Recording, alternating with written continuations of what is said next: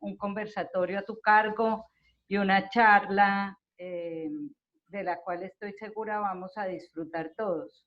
Hoy tenemos, me complace contarles que tenemos dentro del auditorio al presidente de la ANDI, el doctor Bruce McMaster. Bruce, muchas gracias por acompañarnos. Yo les cedo la palabra a Claudia para que dé la apertura y bienvenida a este evento. Gracias a todos por acompañarnos y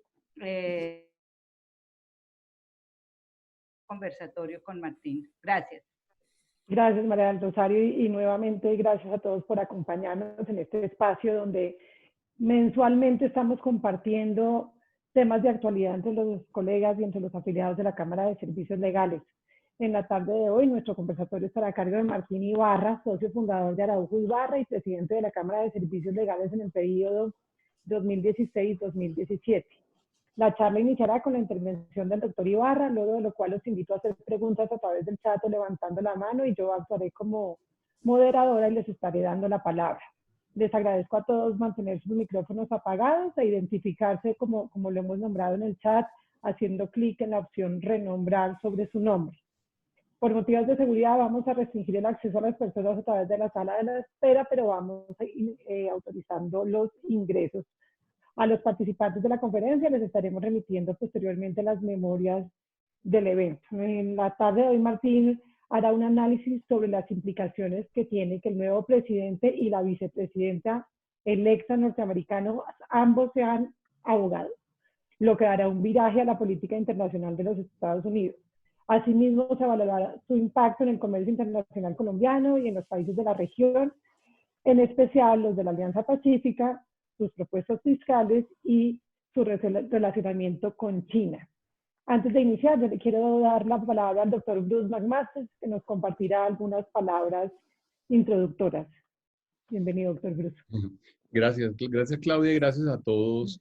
Muy corto, porque evidentemente vinimos a oír a Martín Gustavo. Yo quisiera como solamente resaltar dos o tres cosas que nosotros hemos visto desde la ANDI como muy importantes en este momento. La primera de ellas es que esa historia que uno oye, algunos de ustedes la conocen en gran detalle, pero otros probablemente no, pero esa historia de que uno oye de que Colombia ha tenido una relación bipartidista con los Estados Unidos, es una historia verdaderamente potente y una historia verdaderamente cierta. Colombia ha sido supremamente cuidadosa en tener conversaciones y canales abiertos, amistosos, digamos, con los dos partidos. Es evidente que con los, digamos, con los republicanos lo ha habido con los demócratas, hasta el punto de que con los demócratas fue que finalmente, por ejemplo, se logra materializar una muy buena parte, por ejemplo, del TLC, de manera que yo creo que eso nos debe generar realmente a nosotros un sentido de tranquilidad. Nosotros, de hecho, yo he tenido la oportunidad de ser parte, por ejemplo, de un grupo que es bipartidista, que se llama Colombia's Task Force, que se hace con el Atlantic Council y con los otros think tanks importantes de Inter-American Dialogue y el Wilson Center. Con ellos hemos tenido, digamos, el año pasado, ustedes recordarán, antepasado sacamos un informe, el año pasado sacamos un informe que fue el informe de trabajo conjunto, en donde tanto funcionarios del gobierno norteamericano como funcionarios del gobierno colombiano, como los representantes de los dos partidos, pues sacamos todo un informe conjunto que, por cierto, les cuento, y esto es un poquito en primicia, estamos justamente esta mañana, nos sentamos para reactivar el comité y la fuerza de trabajo, digamos, a partir probablemente dentro de 2 semanas. Luego lo otro que yo quisiera como mencionar, y qué bueno que lo va a mencionar ahorita Martín Gustavo, es que evidentemente, digamos, el ejercicio de Alianza del Pacífico es un ejercicio fundamental, digamos, también en la relación con ellos, en donde ayer, por ejemplo, tuvimos la oportunidad de tener en la Junta de Dirección General de la ANDI, que se los quería contar directamente, al embajador Santos, Francisco Santos, y tuvimos también a Mauricio Claver Carón, el nuevo director, el nuevo presidente del BID, que por una parte, digamos, es un gran, ha sido, digamos, es un economista muy activo, ha participado y ha sido gran líder de muchas de las iniciativas que hoy en día están vigentes en los Estados Unidos, especialmente América Crece, pero con él conversábamos justamente que en razón justamente de las críticas que hubo a su nombramiento, en el sentido de que era la primera vez que había un presidente norteamericano, un presidente estadounidense, digamos, o una persona, un estadounidense como presidente del BID. Él quería justamente volcarse mucho más a la región y ha considerado que Alianza del Pacífico es una de las más importantes instancias y de los más importantes instrumentos que él quisiera desarrollar. Por supuesto, su gran preocupación en este momento, en este instante, digamos, es México y ahora, digamos, desde lo que sucedió hace un par de días, pues también Perú. Y esa es la preocupación nuestra. Martín Gustavo lo tenemos acompañándonos desde hace un año más o menos. Martín, corrígeme si no es más, hace un año en el Consejo Empresarial de Alianza del Pacífico. Lo invitamos y es un miembro muy activo y por supuesto siempre aportando cosas. Hablamos inclusive de la posibilidad de que pudiéramos tener la norma de origen unificada de Alianza del Pacífico, y él dijo, esa puede ser una muy buena bandera para el BID frente al gobierno de los Estados Unidos, lo cual pudiera ser además muy interesante a la luz de la Alianza del Pacífico. De manera que yo seguramente, ojalá, pues, ahora vimos la presentación de Martín Gustavo, pero yo soy un convencido de que lo que nos toca en este momento es construir todas las oportunidades posibles, y las hay. Y yo creo que en realidad lo que tenemos por delante, quizá en lo laboral probablemente sea el sitio donde más vamos a preocuparnos por el activismo, digamos, del Congreso norteamericano, especialmente, digamos, en Colombia, en los temas del plan de acción laboral, pero ahí vamos a tener que trabajar conjuntamente. Quería mencionar eso. Estamos todos, digamos, volcados en este momento a la agenda con Estados Unidos. Será muy importante, digamos, no, como dicen o como decimos nosotros en el béisbol, no quitarle el ojo a la pelota para que efectivamente no perdamos ninguna oportunidad de las 1000 que seguramente vendrán en adelante. De manera que yo quería mencionar eso, Claudia. Mil gracias. Muchas gracias. Bueno, Martín, nuevamente gracias por acompañarnos y quedamos en tus manos para conocer tus aportes y experiencias. Adelante. Muchas gracias, Claudia. Muchas gracias a Claudia y a María Rosario. Para mí va a ser muy difícil superar la vara que han puesto Diego Muñoz y Guillermo Villegas en estos conversatorios de nuestra muy querida Cámara de Servicios Legales. Y vamos a hablar en los próximos 45 minutos sobre el nearshoring, las elecciones norteamericanas dentro del contexto de la Alianza del Pacífico y en especial sus oportunidades para Colombia. Veamos cómo estamos hoy. Bueno, aquí podemos ver la diferencia de votos a mediodía del día de hoy. Con María Fernanda, que me ha ayudado a preparar la presentación, hemos estado hora a hora siguiendo los últimos resultados de las elecciones. Ya hay 90 votos en exceso de Biden frente a Trump. Y parecería difícil, como vamos a ver en las siguientes slides, que pueda haber un reverso, salvo que haya una acción legal muy contundente, no en uno, sino en varios estados. Miren, por ejemplo, en Biden, California fue el estado que más votos dio, 55, seguido por Nueva York, por Illinois, por Pensilvania, por Michigan. Y vemos cómo hay cerca de 15 estados con más de 10 puntos. Como ustedes saben, cuando un candidato gana en Estados Unidos, se lleva todos los votos y todos los puntos a su favor, que es un sistema bastante diferente al nuestro. En la siguiente gráfica, pues vamos a poder observar la situación de Trump en los diferentes, mientras hay 55 puntos en California para Biden, el estado que más tuvo para Trump fue Texas, totalmente rojo, con 38, seguido por Florida. Y es muy curioso que el voto latino sea un voto de Trump. Y alguien decía que no hay nadie más conservador que un latino de segunda generación en los Estados Unidos. En la siguiente gráfica podemos ver entonces las diferencias. Y esto es bien interesante porque vemos cómo en total hay 5 millones de votos a favor de Biden. Y cuando empezamos a ver la diferencia de estado a estado, por ejemplo, solamente en California hay casi 5 millones a favor de Biden, seguido por Massachusetts, Illinois, pero hay estados, los últimos de la pantalla, Nuevo México, Delaware, Maine, estamos viendo ya cómo la diferencia decrece de una manera supremamente importante. En la parte derecha también tenemos las diferencias a favor del actual presidente Trump. Siguiente, por favor. Bueno, aquí podemos ver cómo fueron los estados sorpresa, Michigan, Wisconsin y Pensilvania, que fueron lo que le dieron la Casa Blanca, cuáles se voltearon y realmente los cambios que ha habido fundamentalmente en Arizona, Wisconsin, Michigan, Pensilvania y Georgia. Es impresionante cómo algunos de los estados más trumpistas dieron la vuelta como consecuencia de estas elecciones. Siguiente, por favor. Aquí también vemos los estados que cambiaron de color entre 1916 entre el 2016 y el 2020. Los márgenes son decisivos, pero diminutos. Y vemos cómo por décimas en algunos estados pueden irse o a favor de un candidato o a favor del otro candidato. Alguien hablaba que no son los Estados Unidos de América, sino los Estados Desunidos de América. En el caso del Senado, pues en este momento van ganando los republicanos, están a 2 votos de tener la mayoría, pero pisándole los demócratas los talones a los republicanos. Los resultados del Senado han sumado un asiento a los demócratas y han restado 1 a los republicanos. Se esperan obviamente Georgia, que va a ser decisiva en la mayoría del Senado. En la siguiente gráfica podemos ver ya la Cámara. En la Cámara pues tenemos ya una mayoría demócrata frente a la republicana. 218 demócratas a mediodía de hoy contra 202 republicanos. Presidente demócrata, Cámara demócrata y el Congreso, el Senado supremamente empatado.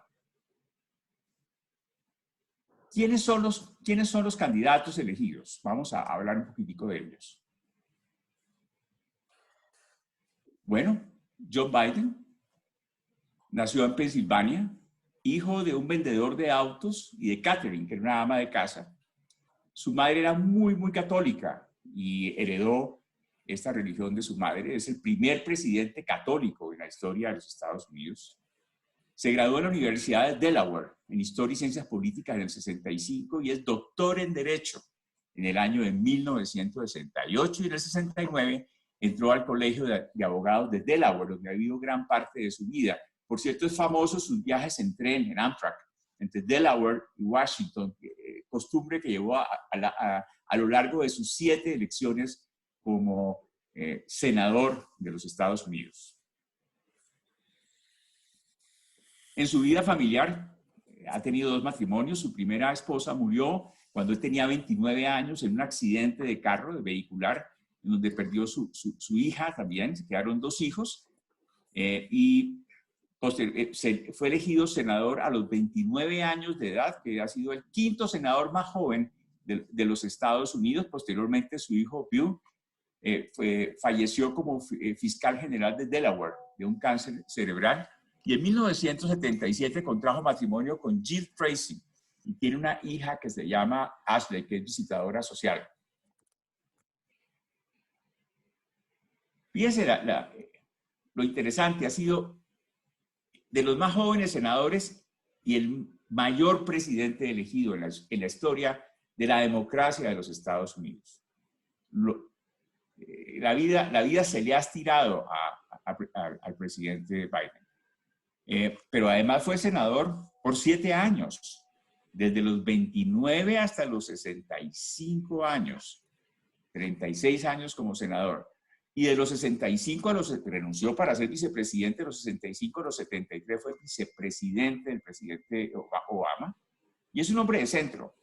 Yo he hablado con muchos políticos y exembajadores nuestros y se le ha querido caracterizar como una persona de izquierda y todos coinciden que es una persona igual que Barack Obama, absolutamente de centro.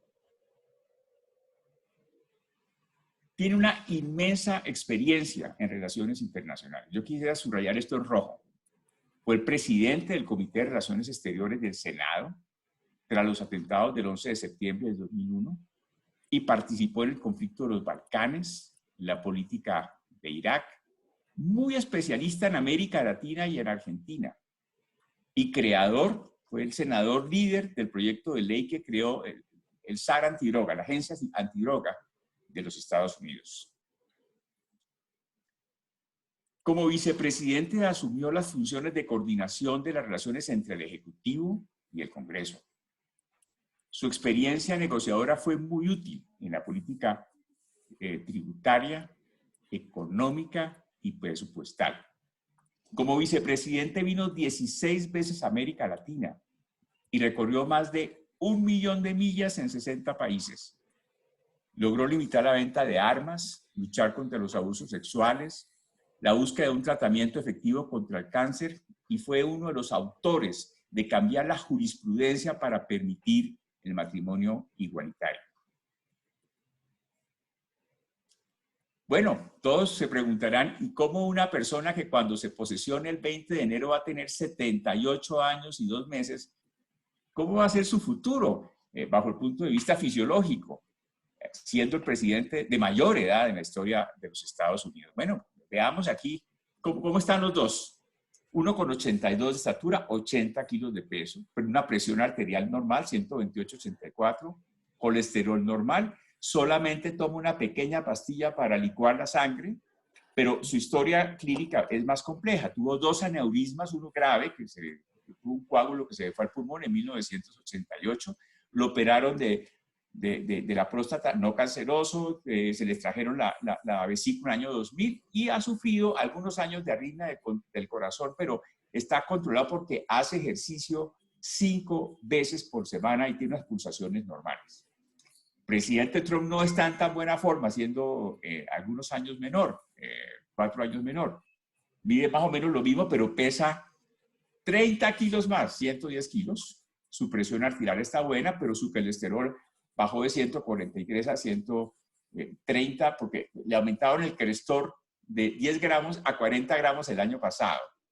Pero también toma medicina para la caída del cabello.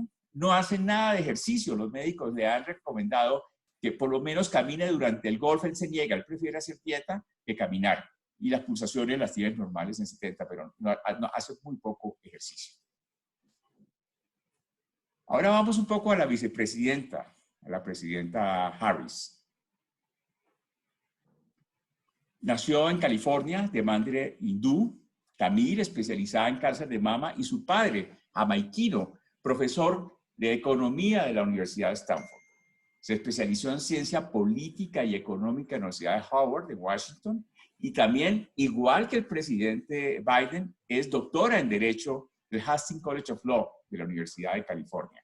Para la Cámara de Servicios Legales es muy interesante ver que 2 abogados ocupan quizás 2 de los cargos más importantes del mundo y entró a la Asociación de Abogados del Estado de California en 1990. Ha dedicado toda su vida al servicio público.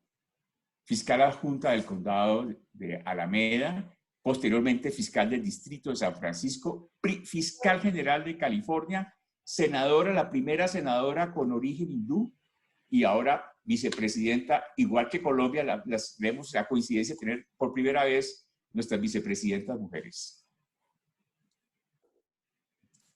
¿Qué logros ha tenido Harris? Como fiscal, programa para ayudar a condenados por delitos de drogadicción, para educación secundaria y ayudar a encontrar empleo. Defendió la ley de California al cambio climático. Vamos a ver que esto va a ser muy importante para lo que viene a continuación. Igualdad del matrimonio para todos los californianos en cuanto a igualdad de sexo. Persiguió pandillas transnacionales en armas, drogas y seres humanos. Y como senadora, pues, ha ayudado a mejorar las condiciones laborales, el sistema jurídico de la justicia y otros elementos muy, muy importantes.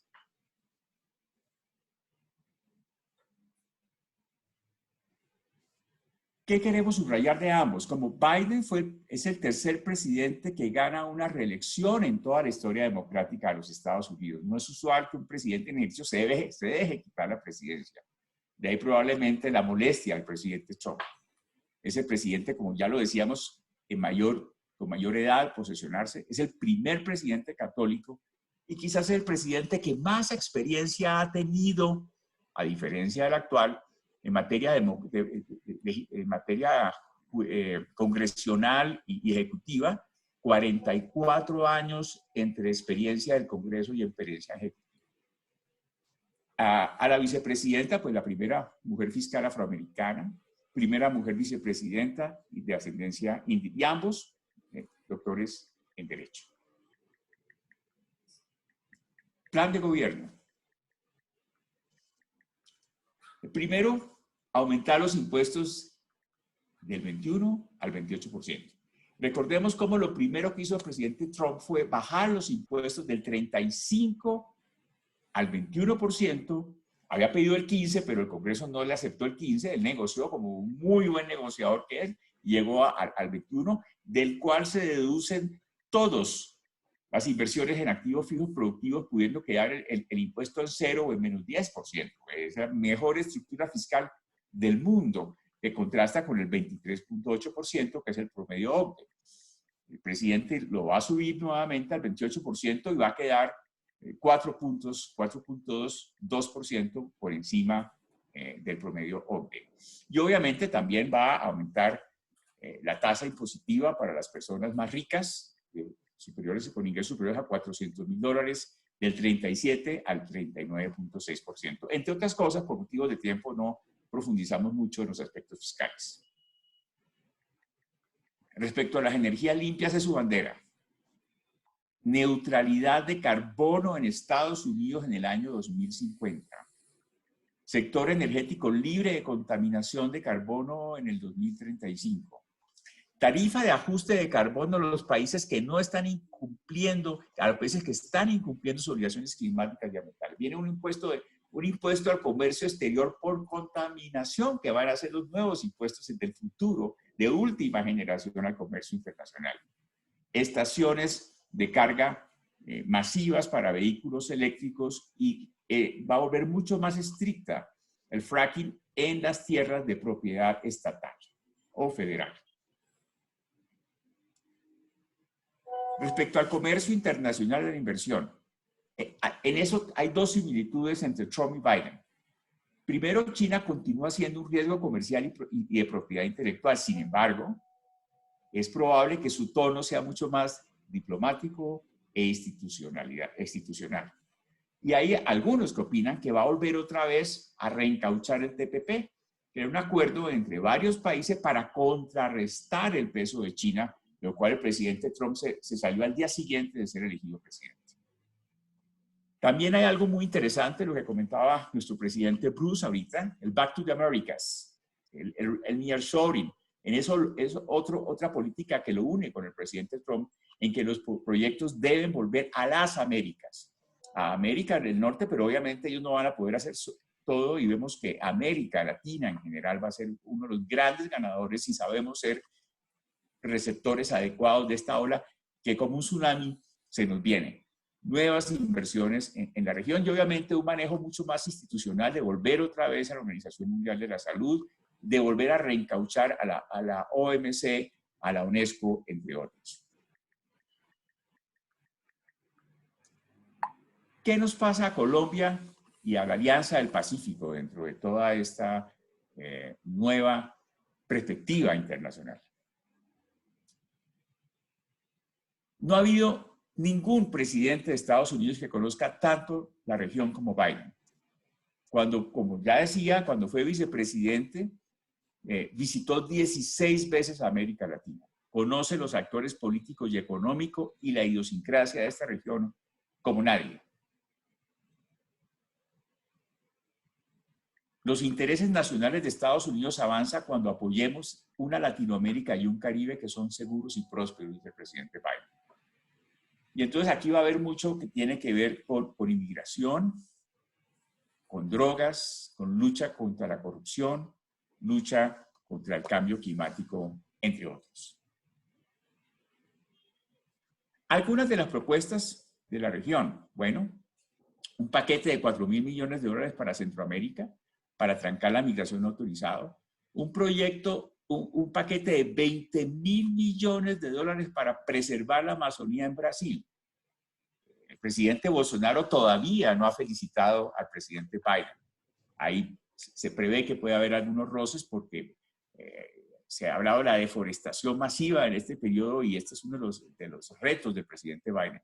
Fomento de la inversión verde y en tecnología, un compromiso con América Latina para el calentamiento, para eliminar el calentamiento global, para la anticorrupción, y va a detener la construcción del muro con México. Mientras el presidente anterior separaba a América Latina mediante un muro con Estados Unidos, este va a tender puentes entre el norte y el sur. Hay una muy estrecha relación con Colombia. Colombia es la piedra angular de la política de Estados Unidos en América Latina y el Caribe, ha dicho. Fue condecorado por la Cruz de Boyacá, ha visitado Colombia en diferentes oportunidades, entre ellas a Cartagena. Conoce profundamente al país, fue uno de los actores en el proceso de paz y de lucha que hemos tenido con las drogas, y es uno de los autores, obviamente, del Plan Colombia.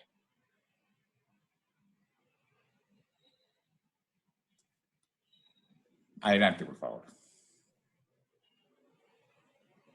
Temas de prioridad del presidente Biden con Colombia: defensa de los derechos humanos, inclusión de las comunidades afro e indígenas, protección del medio ambiente en lucha contra el cambio climático, el Plan Colombia y la ejecución de los acuerdos de paz y el fortalecimiento comercial. Recordemos cómo que mientras el presidente Trump trató de recortar a la mitad, de 320 a 200 millones de dólares el Plan Colombia, fueron los demócratas los que mantuvieron su presupuesto más los 60 millones de dólares de ayuda militar.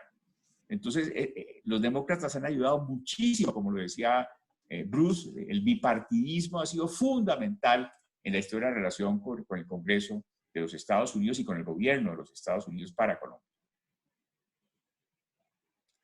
Bueno, aquí vemos algunos de los autores, de los embajadores que ha tenido Colombia en los Estados Unidos, que han hecho un magnífico trabajo. Empezando por Luis Alberto Moreno, el expresidente Pastrana, Carolina Barco, doctor Silva, Luis Carlos Villegas, doctor Pinzón, Camilo Reyes, el presidente Santos, muchos de ellos muy cercanos, Carlos Urrutia, miembro de nuestra Cámara de Servicios Legales, y el doctor Luis Carlos Villegas, bajo cuyo mandato en la ANDI se creó precisamente esta Cámara. Y esto es muy importante porque estos embajadores, hay bitácoras que dicen que han realizado más de 2.000 visitas al Congreso norteamericano. O sea, bipartidistas. Nuevamente, yo quisiera subrayar lo que Bruce decía al comienzo. Tenemos que continuar con el fortalecimiento de la relación bipartidista de Colombia con el Congreso norteamericano. Solamente Camilo Reyes, me comentaba el otro día, realizó más de 140 visitas durante el corto periodo de un año que estuvo de embajador. Juan Carlos Pinzón, embajador nuestro, en una magnífica entrevista de la revista Semana, dice: Joe Biden le conviene a Colombia.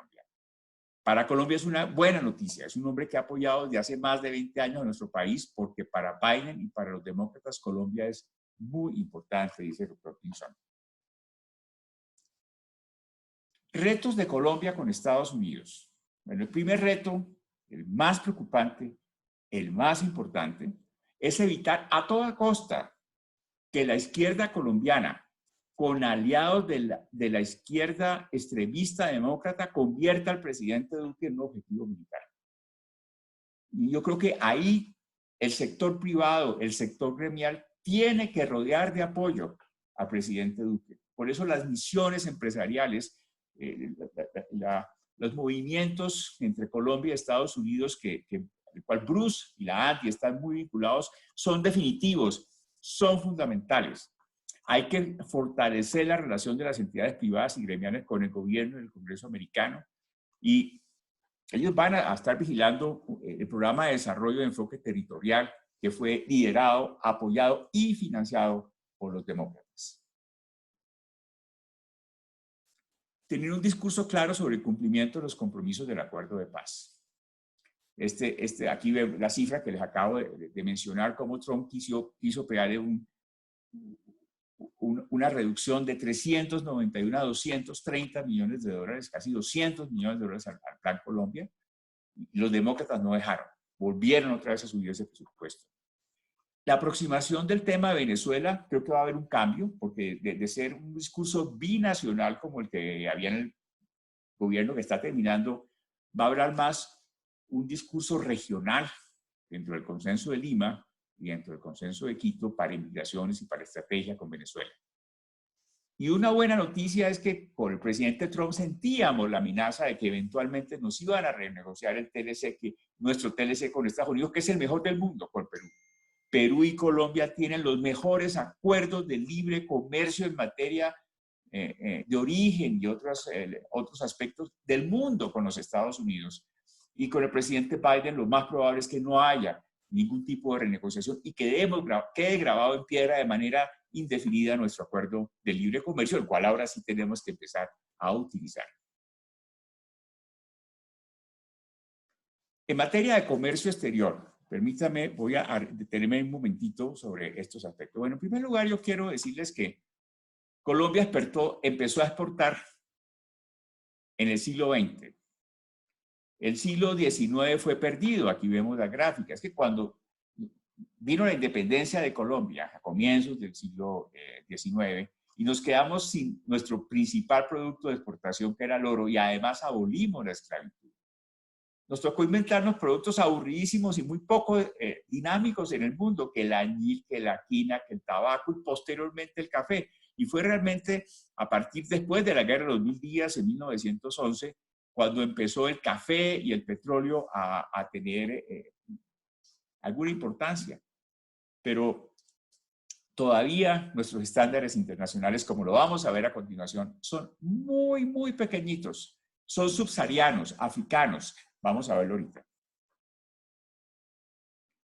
En este gráfico nos muestra cómo seguimos haciendo más de lo mismo. En los últimos 20 años no hemos cambiado nuestra estructura de comercio exterior. Es más, el gráfico de la derecha del 2019 demuestra que nos hemos reprimarizado mucho más de lo que estábamos hace 20 años. Exportamos más petróleo, exportamos más productos básicos que lo que hacíamos antes, cuando había más actividad del Plan Vallejo y de los insumos industriales. Esto contrasta, y lo vamos a ver ahora más adelante, con lo que está pasando en el resto del mundo.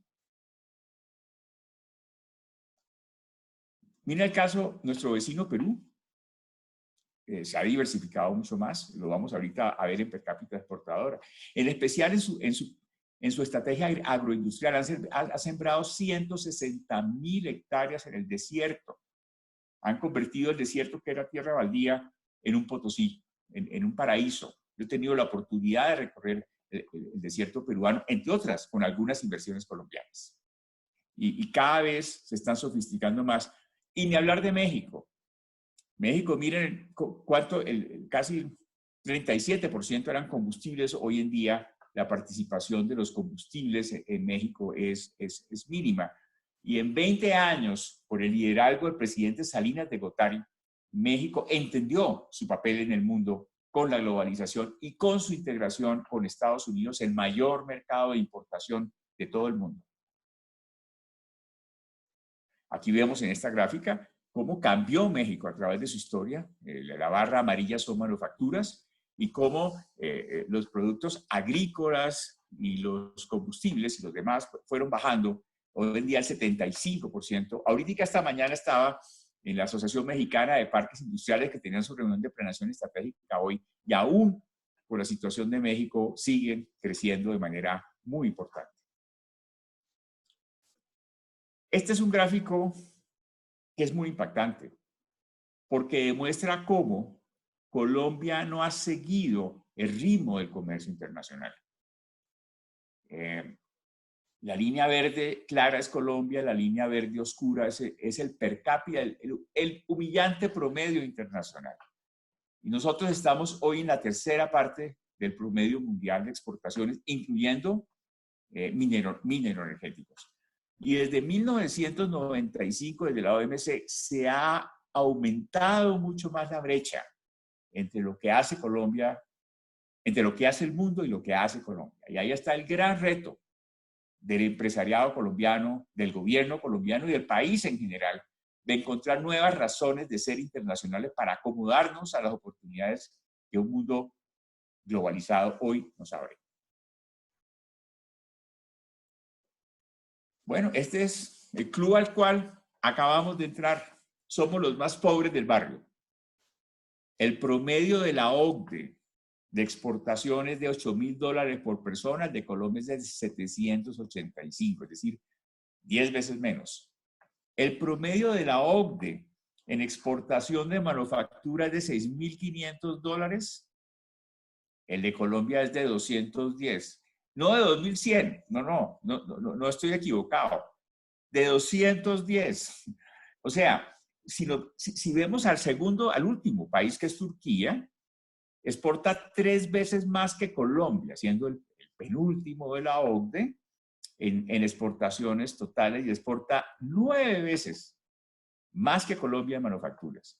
Y esta es una cifra que nos permite, pues ya que estamos en el club, somos los más pobres del club, y al que al buen árbol se arrima, buena sombra lo cobija, nos permite reflexionar qué debemos hacer como país para nivelarnos, para mediante los pasos comunicantes ser un poco más como nuestros vecinos del club de la OCDE.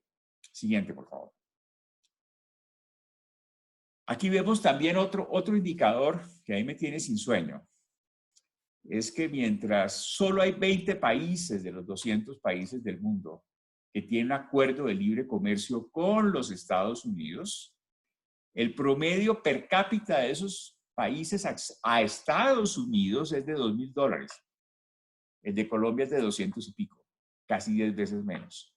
No estamos aprovechando el acuerdo de libre comercio con los Estados Unidos. Hay pocos países, muy pocos países que están debajo de nosotros.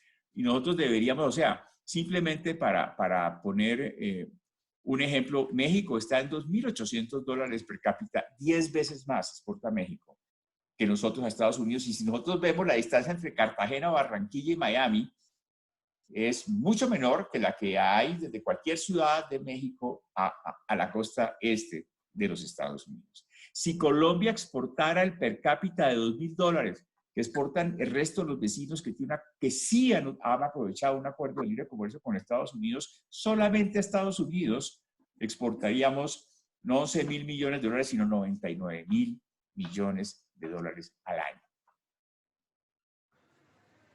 En el sector agrícola, igual. Promedio de exportaciones de América Latina son $371. Y hay países de $1.000, $1.500 como Uruguay, otros cercanos a 1.000 como Argentina, Costa Rica y Chile, y nosotros pues apenas estamos por debajo del per cápita mundial agrícola con la potencia agrícola que es Colombia. Y aquí es otro motivo de profunda reflexión. Si Colombia exportara los $400 que exporta América Latina, exportaría 20.000 y no 7.000 millones. Si Colombia exportara $1.000 per cápita, lo que exporta Chile o Costa Rica o Argentina, exportaremos 50.000 y no 7.000 millones de dólares de productos agrícolas. Y yo creo que es fácil. Si nosotros adoptáramos la fórmula agrícola de Perú, yo me acuerdo que hace poco Cruz trajo al que hizo el milagro agrícola en Perú a que nos diera una charla en la Asamblea de la ANDI de qué habían hecho. Es simplemente copy-paste, traer la legislación peruana en cuanto a impuestos de renta, impuestos de importación, impuestos de servicios y sembrar a Colombia para conectarla agrícolamente con el comercio internacional. Respecto a la Alianza del Pacífico, y saludo muy especialmente a mis compañeros de Chile, Perú y México que hoy nos están acompañando. Bruce dice José Clipper, se llama. Yo he tenido la oportunidad de reunirme con él en Lima. Eso fue uno de los autores del milagro peruano. Deberíamos importarlo a Colombia, Bruce, próximamente. Bueno, aquí vemos la diferencia. Mientras México exporta $3.700 per cápita, Chile exporta 3.600, Perú exporta 1.300 y Colombia exporta 785. Y yo creo que tenemos que nivelarnos. El gran discurso de la Alianza del Pacífico es cómo inventarnos entre nosotros mismos el argumento de que tenemos que ser el mejor sitio de inversión del mundo, que es el discurso de Mauricio Claver Carone. Él quiere hacer de esta esquina de América Latina el mejor sitio de inversión, no de América, del mundo, para el nearshoring, para la promoción de la inversión. Y si Colombia exportara lo que exporta México 5 veces más, pues este sería un país cuyas tasas de desempleo, cuyas tasas de crecimiento y cuyas tasas de exportaciones y desarrollo serían completamente diferentes. Otro elemento muy interesante es los contenedores. Nosotros no movemos suficientes contenedores. El 70% de los contenedores de la Sociedad Portuaria de Cartagena, que se ha ganado 9 veces el premio al mejor puerto del Caribe, son de reexportación. Son contenedores que no tocan Colombia, llegan y se vuelven a ir al día siguiente. Aquí en este gráfico vemos cómo si Colombia tiene el factor 1, Guatemala exporta 3 veces más con Honduras, República Dominicana y Ecuador y Panamá 4 veces más, Chile 7 veces más y Costa Rica 10 veces más contenedores que Colombia. Solo superamos ligeramente a Nicaragua y Haití. Y tenemos todo para atraer inversiones, traer anclas. Es el gran sueño de Colombia. O sea, necesitamos inventarnos nuevos negocios. Traigamos la primera fábrica de carros eléctricos de América Latina. Tenemos litio en Perú y en Chile. O traigamos una gran fábrica de aluminio que quiere venir y instalarse en el Golfo de Morrosquillo.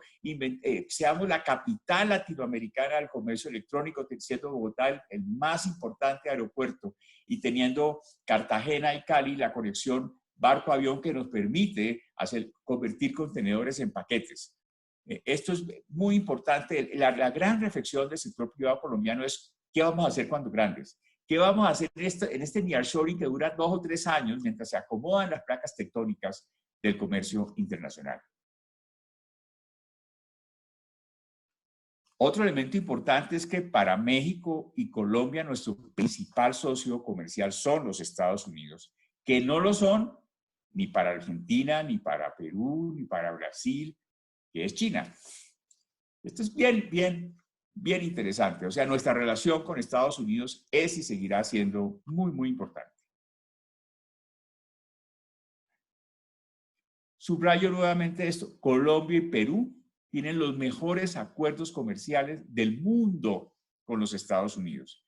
Mientras en Colombia un producto puede ser 65% japonés o chino, se transformó en Colombia y llegó a Estados Unidos sin impuestos. El nuevo TEMEC, que antes se llamaba NAFTA, exige entre el 50 y el 75%.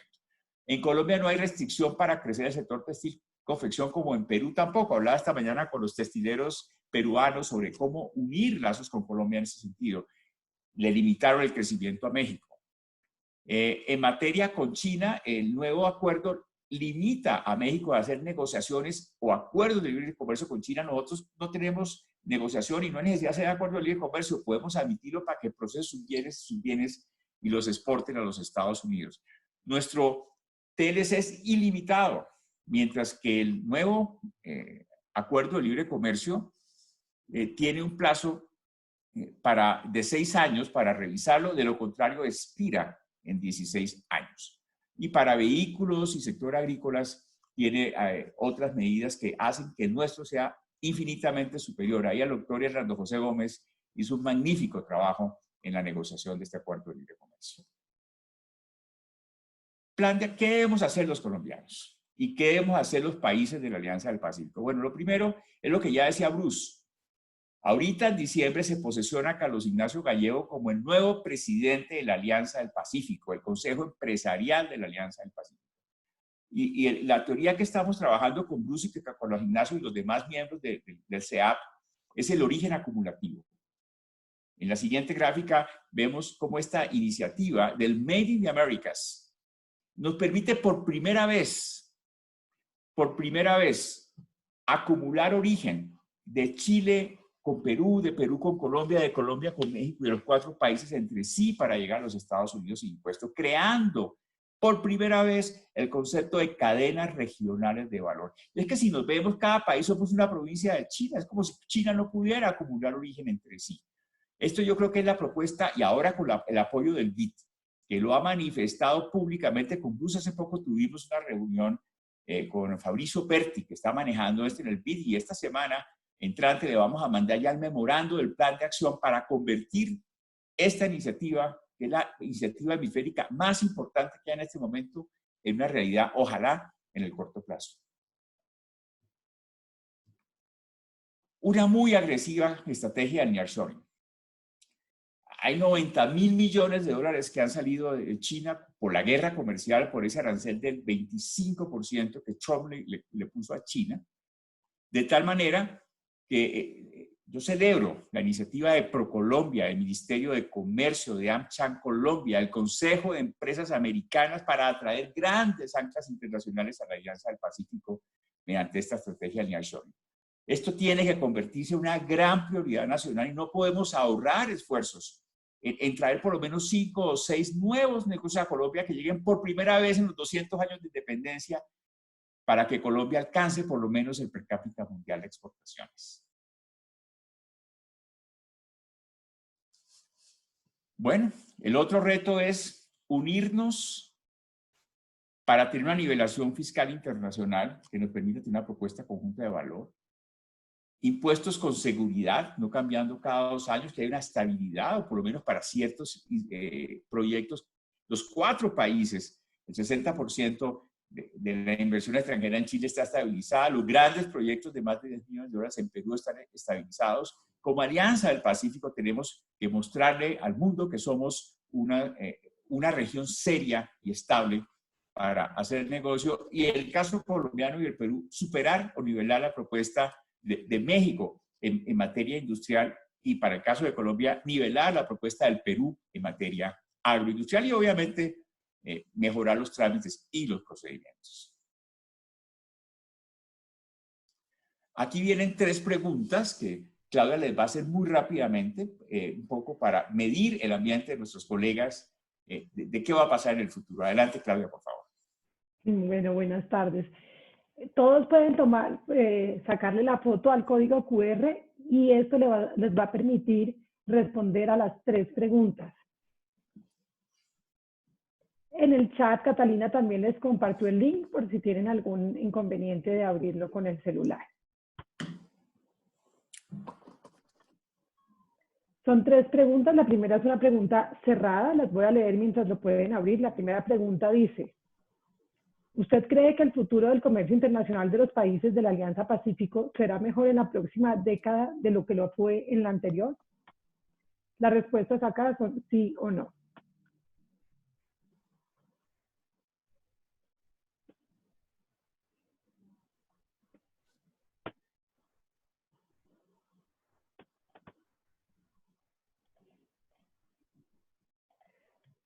La segunda pregunta dice: si usted tuviera 3 iniciativas para manejar el relacionamiento internacional con los países de la Alianza Pacífico, ¿cuáles recomendaría? Sugerimos 3, pero se acepta cualquier respuesta.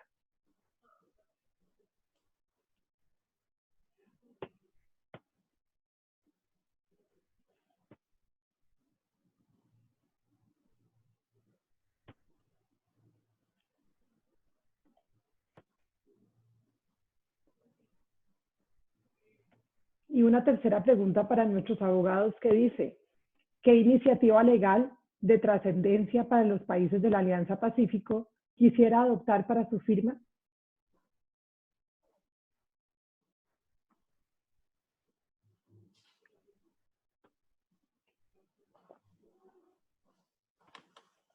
En unos momentos proyectaremos las respuestas.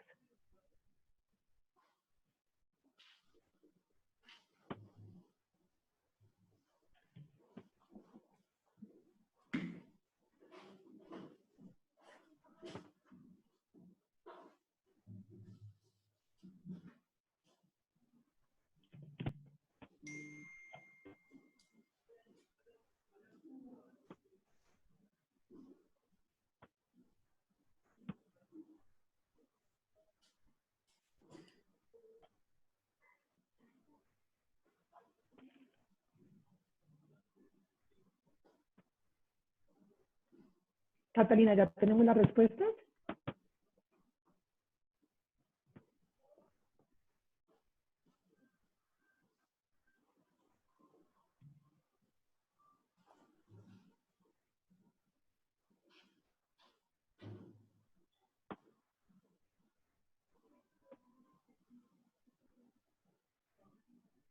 Martín, ¿quieres que yo las lea? Por favor. Bueno, la pregunta, ¿usted cree que el futuro del comercio internacional de los países de la Alianza Pacífico será mejor en la próxima década que lo fue en la década anterior? Baja un poquito más Catalina, pero el 90% dice que sí.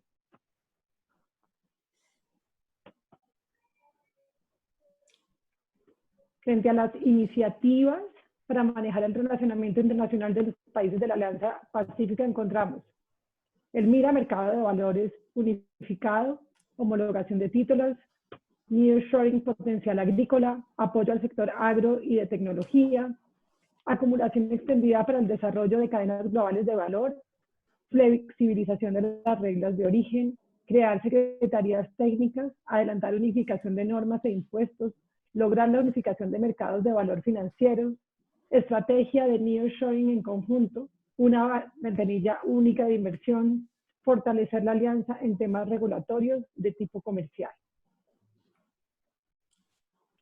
Frente a la pregunta, ¿qué iniciativa legal de trascendencia para los países de la Alianza Pacífico quisiera adoptar para su firma? Tenemos las siguientes respuestas.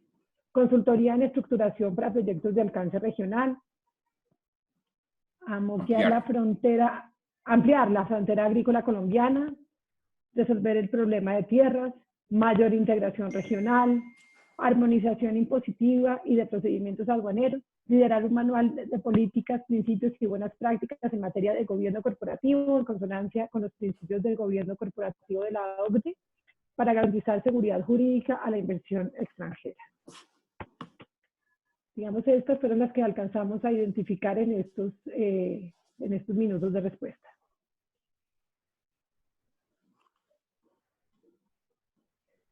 Volvamos a la presentación.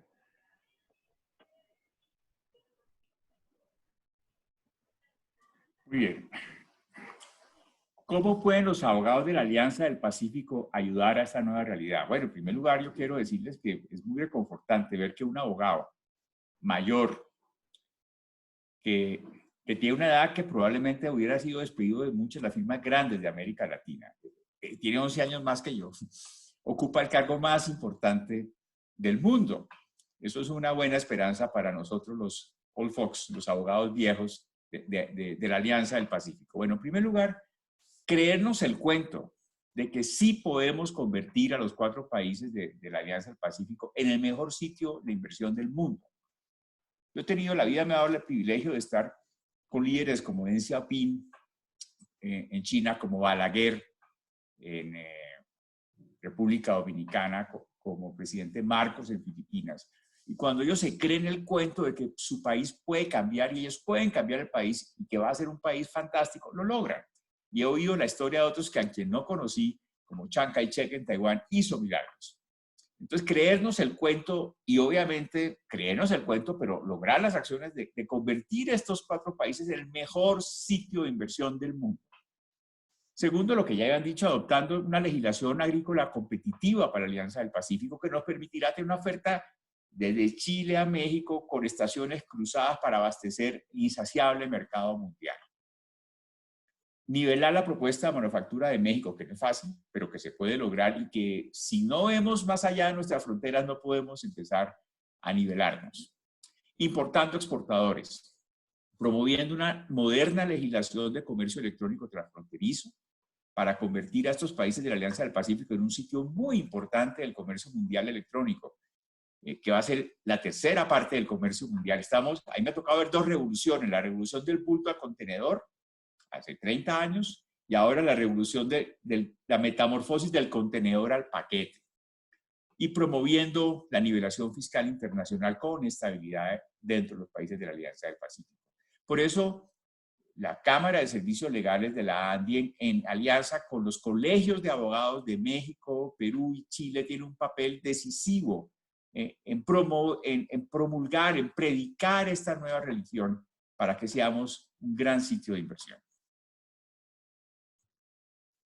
Debemos hacer de este corredor latinoamericano la mejor orilla de América Latina y balancear el progreso del Pacífico latinoamericano con el progreso del Pacífico asiático.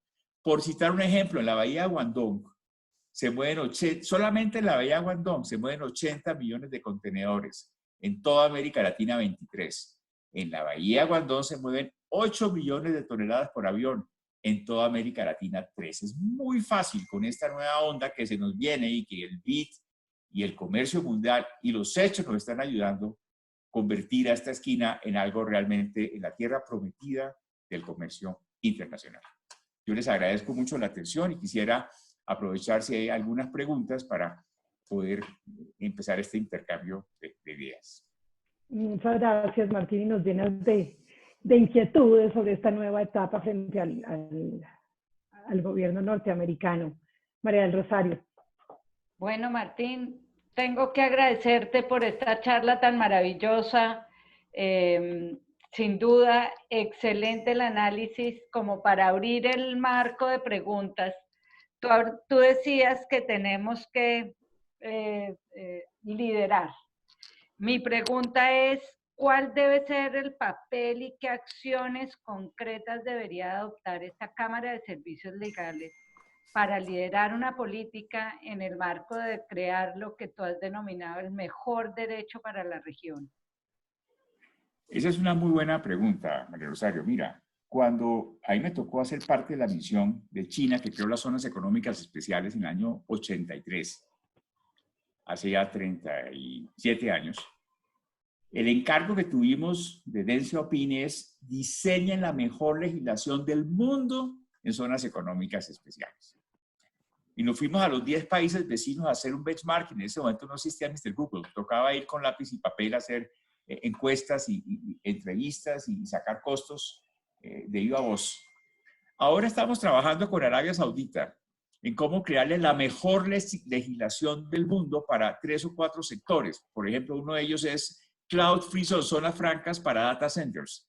Y estamos haciendo un benchmarking de cuáles son los 5 mejores países de Cloud Free Zones para mejorar esa propuesta. Entonces, la única manera de hacer algo mejor que los demás es partiendo de qué hacen bien los demás y excediendo y superando esa propuesta de valor. Eso no es frecuente en nuestros países latinos porque nuestra geografía se acaba en nuestra frontera física, no vemos más allá.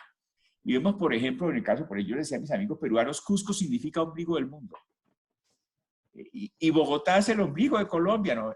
Tuvimos un presidente, Miguel Antonio Caro, que se ufanaba de nunca haber salido en su vida de la sabana de Bogotá. Y así somos un poco los colombianos, y García Márquez lo describe de una manera fantástica en la misión de ciencia y tecnología que estableció Gaviria en su momento, de cómo somos autistas internacionales. Pero yo creo que de la mano con nuestros socios de la Alianza del Pacífico, algunos de los cuales sí han podido ya salir, en el caso concreto de Perú, perdón, de México y de Chile, y algo Perú que los duplica, podemos encontrar muchas razones para ver qué deberíamos hacer en cada disciplina para convertirnos en los mejores del mundo. Pero que lo logramos, lo podemos lograr, y si es materia legal, es simplemente pues, de aprobación o del Congreso o del gobierno. En materia de comercio exterior tenemos la fantástica facilidad en Colombia que todo es decreto ejecutivo, porque por las leyes marco, en aspectos de comercio exterior y aduanas, todo lo puede hacer el gobierno sin pedirle permiso al Congreso. Es más, el Congreso no lo puede hacer. Gracias, Martín. No sé si tengamos más preguntas.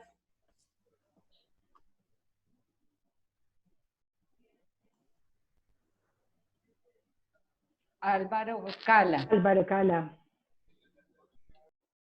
Gracias Martín, interesantísimo y la verdad que le da una mezcla de optimismo y pesimismo, y me quería referir precisamente a la primera pregunta que nos hiciste, que decías no me acuerdo con el texto de la pregunta, pero si veíamos con optimismo o con pesimismo el futuro del intercambio comercial de la región, y pues sorprende un 90% de respuesta afirmativa, positiva, optimista. ¿Qué esperabas tú y cuál es tu respuesta a esa pregunta? No, yo estoy seguro que es así, Álvaro. Mira, yo he tenido la oportunidad que me ha dado la vida de estar en más de 100 países del mundo trabajando.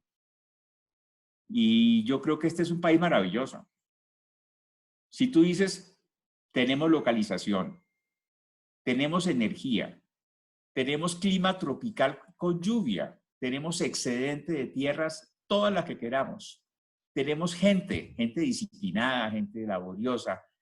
Algo nos pasa, o sea, hay algo en esa mezcla de factores que nos ha impedido conectarnos con el mundo y nuestro lector de oportunidades quizás no está suficientemente sincronizado. Y quizás no hemos necesitado. Porter dice que la necesidad es la madre del comercio internacional. Y un poco, si vemos nuestros antepasados, los chichas no fueron campeones en comercio exterior, eran sedentarios profesionales. El señor que tenía su palacio aquí en Fontibón, donde hoy está la zona franca, era sedentario y venían a cambiarle por sal, que traía de Zipaquirá los frutos de los diferentes climas. Entonces yo creo que, pero hemos exportado 5 millones de personas, ¿no? Entonces yo creo que sí, llegó el momento, en especial porque si ves todo lo que va a hacer Biden, va en contra de nuestros dos principales productos de exportación, que son carbón y petróleo, que con la política de él desaparecen. La edad de piedra no se acabó porque se acaban las piedras, ¿verdad? Entonces, eso nos exige. Es distinto si Trump hubiera seguido impulsando los combustibles fósiles, la realidad de ese sector era distinto, pero ahora con Biden, yo creo que nos vemos haciendo más carros eléctricos que carros de combustión. Entonces, la pregunta es, si sabemos que nuestros dos principales productos de exportación rápidamente van a desaparecer del escenario internacional, ¿para qué más somos buenos los colombianos? Yo estoy seguro que vamos a encontrar, si resolvemos bien esa pregunta, muchísimas respuestas y respuestas muy buenas. Gracias, Martín. Ok, Martín, muchas gracias. Luego nos queda exponernos a la tarea. Maravilloso tu conversatorio, como siempre. Es un gusto irte a exponer estos temas de los cuales eres un experto absoluto. Muchas gracias a todos por su compañía en el día de hoy. Tuvimos una audiencia muy interesante. Yo creo que Claudia nos va a dar unas tips de salida. Claudia. Pero, Nicolás Pareja, ¿tienes una pregunta? Sí, muchas gracias. Qué bueno saludarlos a todos. Nicolás, no te había visto. Muchas gracias. No, un saludo muy especial a todos mis amigos y colegas. Y a preguntarle a este cartagenero, a este gran cartagenero cartacachaco que tenemos aquí, es nuestro conferencista de hoy. Pues veo pues la Alianza del Pacífico, ¿no? Me toca como cartagenero preguntar algo que parecería elemental. ¿Cómo juega el Caribe ahí? ¿Cómo jugamos nosotros ahí en esto que has planteado? Mira,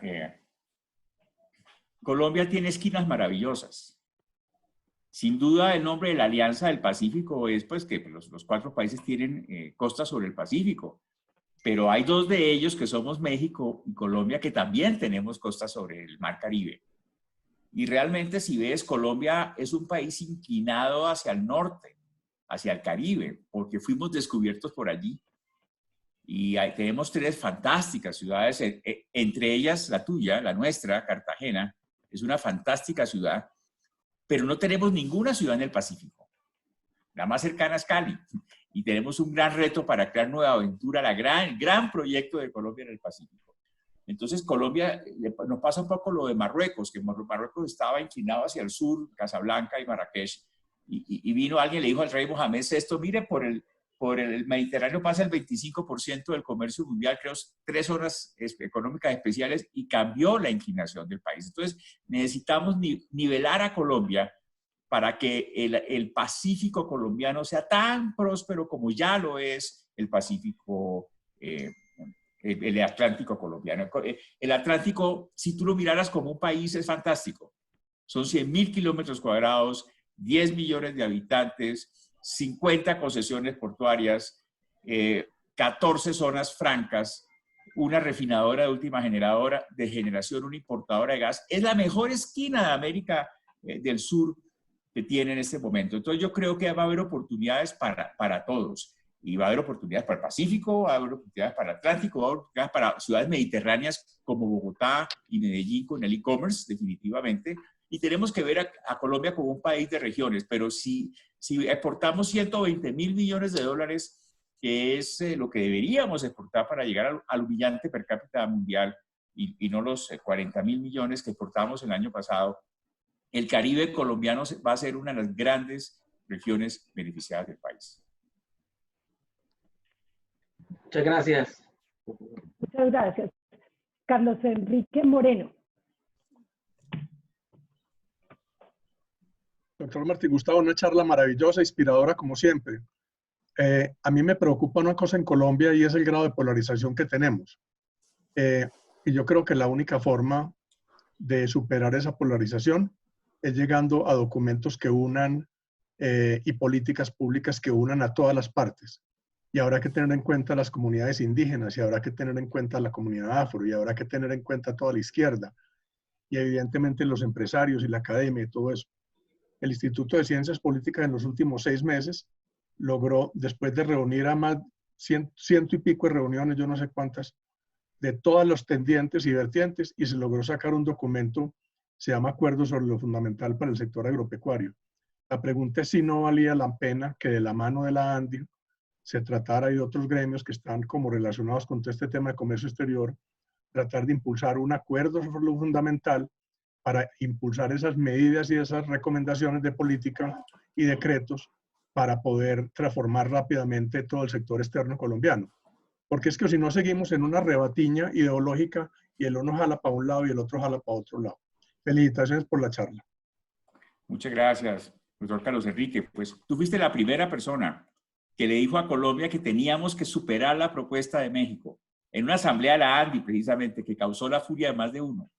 Y hoy, muchos años después, seguimos en ese discurso y bienvenido a esta iniciativa. Yo creo que es muy importante.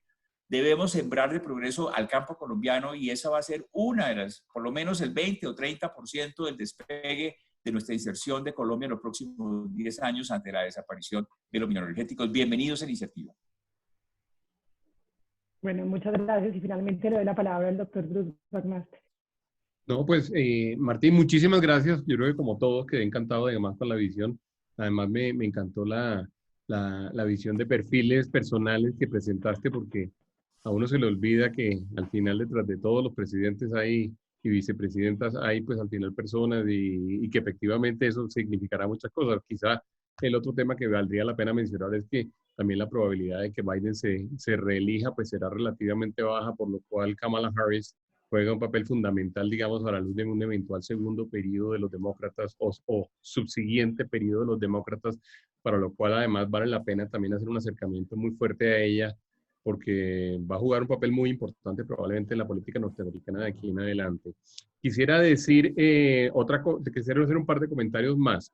Uno, digamos, en respuesta a lo que dijo Nicolás, hay como a mí me parece una equivocada visión de que en la Alianza del Pacífico solo participa el Pacífico colombiano. La verdad es que en la Alianza del Pacífico está todo el país. Y yo creo que siempre, cuando tú dices qué oportunidad hay para el Caribe, bueno, el Caribe por supuesto es parte de Colombia y Colombia, digamos, como un todo se tiene que proyectar también en toda la Alianza del Pacífico, entendiendo la inmensa oportunidad que yo creo que a pesar de todas las buenas cifras que dio Martín Gustavo, la oportunidad sigue siendo gigantesca, digamos, alrededor del Caribe y de todo ese mundo alrededor de ese ecosistema. Hay que seguir trabajando. Y por último, decir que contarles a ustedes que hicimos una encuesta, la última versión de la encuesta de opinión industrial conjunta de la ANDI. La pregunta especial que se hizo era preguntándole a las compañías si se estaba preparando o tenía dentro de sus planes pensar en temas de nearshoring o de reshoring o de eventualmente de poder plantearnos, digamos, nuevas estrategias frente a la nueva realidad de comercio internacional. Y llamó mucho la atención que menos del 20% de las compañías ANDI, ojo, porque estoy hablando de las compañías, por supuesto, del tier más sofisticado, digamos, de Colombia, es menos del 20% lo está pensando. Esto para decir que si bien la oportunidad está ahí y si bien la comentamos con frecuencia, en realidad todavía desde el punto de vista corporativo no estamos todavía haciendo cosas importantes. De hecho, en el ejercicio, digamos, de planeación estratégica nuestro que termina estas próximas 2 semanas, pero también en la conversación, digamos, con Mauricio Claver Carón y el BID y demás, dijimos, la ANDI tiene que hacer un esfuerzo muy importante en nosotros, así como tenemos una gerencia de transformación digital que trata de que las empresas se transformen digitalmente, yo creo que, una vicepresidencia, perdón, yo creo que vamos a tener que tener una unidad que se dedique casi que exclusivamente al nearshoring, para tratar de que las compañías vean todas las facilidades. Y así se lo propusimos a Mauricio y le dijimos que podíamos inclusive acceder a recursos de ellos para eso. Yo creo que ese es un ejercicio que vale la pena hacer. Y como dijo Martín, que además me parece que todos lo debemos tener en cuenta. Esto no es una ventana abierta de por siempre, no, es una ventana que se abre y se llena. Y si uno no participa, digamos, de entre los que participaron de tratar de meterse por esa ventana, pues nos quedamos por fuera. De manera que el ejercicio tiene que ser un ejercicio, inclusive tomando un poco las palabras de Carlos Enrique, en el caso del sector agro es evidente, digamos, también la oportunidad que hay y cómo tenemos que trabajar en una serie de frentes. Quería decir eso. Muchas gracias, Martín Gustavo, por esta presentación, como siempre, tan ilustradora, amena, llena de datos y llena de información y de buenas ideas. Gracias. Sí, muchas gracias, Bruce, por tu presencia. Gracias, Claudia, y gracias a todos en la cámara. Pues, María Rosario, gracias por haberme invitado el día de hoy. Gracias, Bruce, por tu compañía, este conversatorio entre colegas. Ya sabes que aquí entre nosotros tratamos unos temas interesantísimos e inspiradores, como decía Carlos Enrique. Sí, gracias. Vas a tener que ponerle colegas empresarios para que yo quepa, pues, porque si no... Bienvenido. Bien, gracias. Póngale colado para meter, porque yo estoy de colado. Estás invitado, Carlos Enrique, que es distinto. Martín, de verdad maravilloso, muchas gracias. Gracias a todos, gracias Claudia por organizar este evento y muchas gracias por compartir esa visión, Martín. Muchas gracias a ustedes y una muy buena tarde. A todos, gracias por acompañarnos y a nuestros afiliados. Martín, felicitaciones. Muchas gracias. Sí, felicitaciones, muchas gracias. Gracias, Martín, excelente presentación. Gracias, Diego. Gracias, Martín. Gracias. Muchas gracias, felicitaciones, doctor Martín.